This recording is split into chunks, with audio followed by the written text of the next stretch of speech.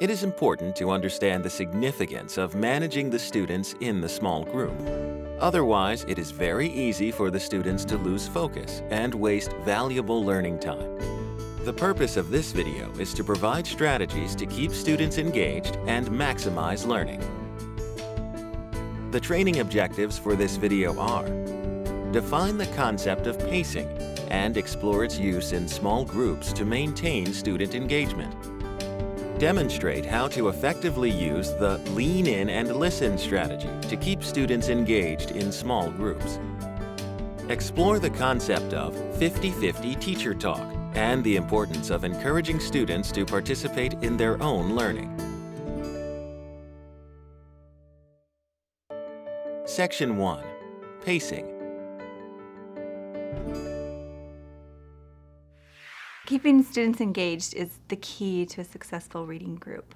If students are on task and they are interested in what they're doing, then the academic success of that student will increase and the behaviors will decrease. When you have a group, pacing is extremely important. Good pacing, or pacing in general, is the speed at which you keep the lesson moving. And it's so important because if it's too slow, then students will become bored and they'll start to misbehave. And if it's too fast, then students might not understand what you're trying to teach them and they might not grasp the concept of the lesson.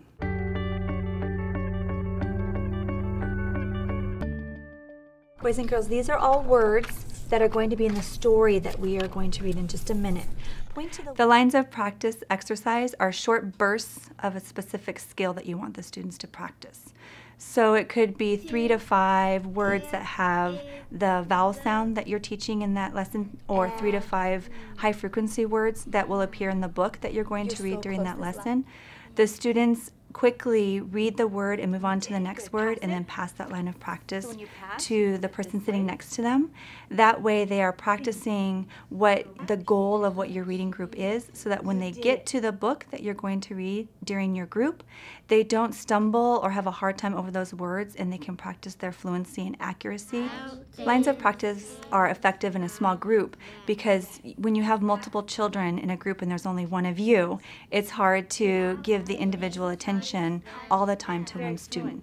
One more time. About, things, use, touch, them. Yes, these two. Ready, go.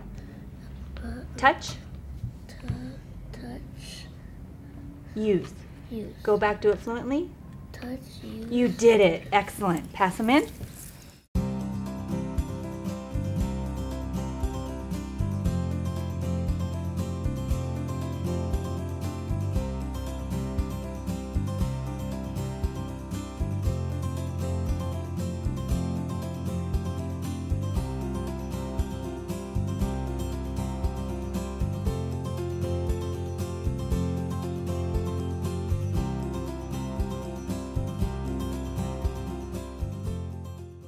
Section 2. Lean in and listen.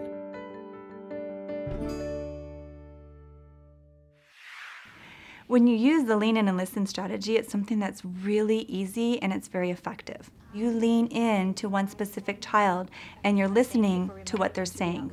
When you lean in, it raises the awareness for that child that, oh, the teacher's listening to me specifically, so I know that I can't fake it. It also allows you as the teacher to recognize and praise if they're doing it correctly, and if they do make an error, you can right away catch it and you can correct it.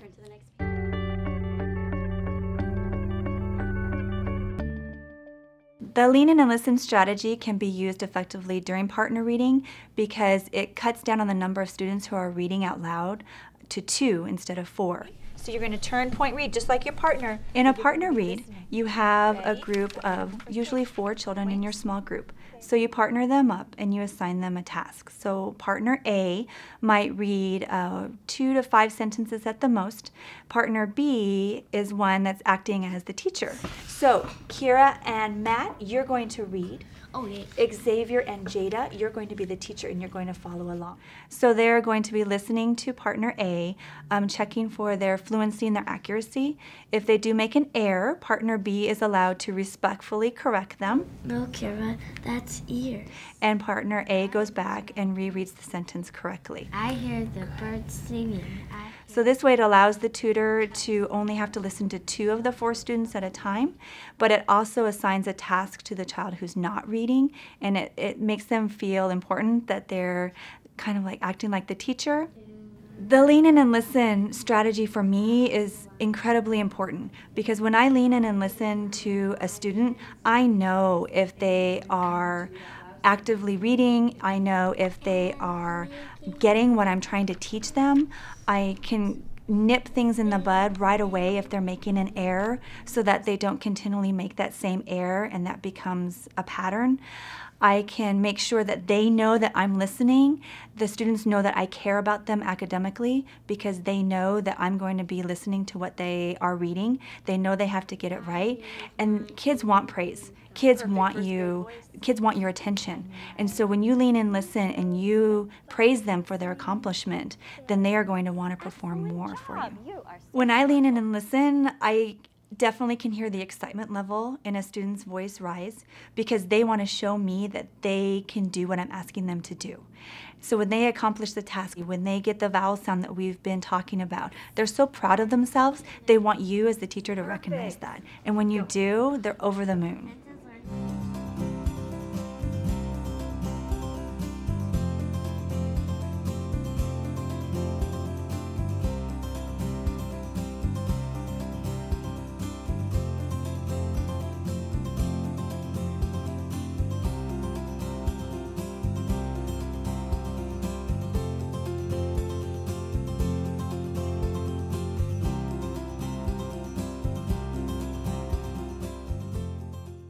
Section 3, 50-50 Teacher Talk. So the 50-50 teacher talk principle is mostly just a mental reminder to us teachers that we need to be speaking less than 50% of the time during our reading group. We need to remember that we're here for the students and it's their job to be orally rehearsing the task that we want them to do. We already know how to read. We already know the vowel sounds. We know the lines of practice. They don't. We want to make sure that we are listening to them and they are the ones that are talking most of the time.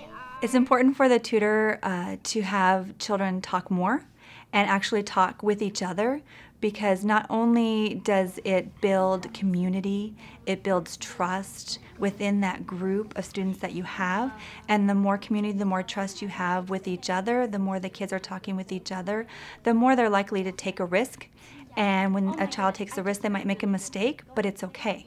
Because with mistakes, they learn through their mistakes, and then they learn the correct way, and they continue, and their academic achievement rises. As teachers, we often want to tell students everything we know about a subject because we just so desperately want them to learn.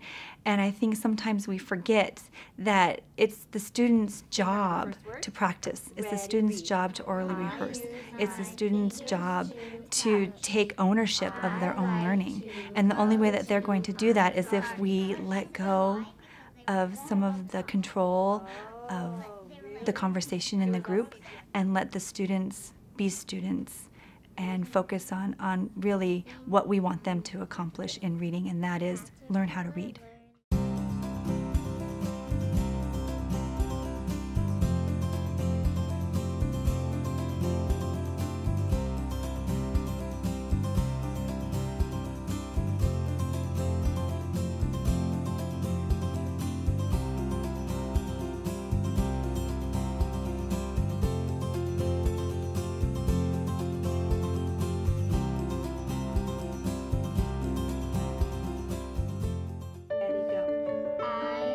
Like anything, the more practice we get, the better we get.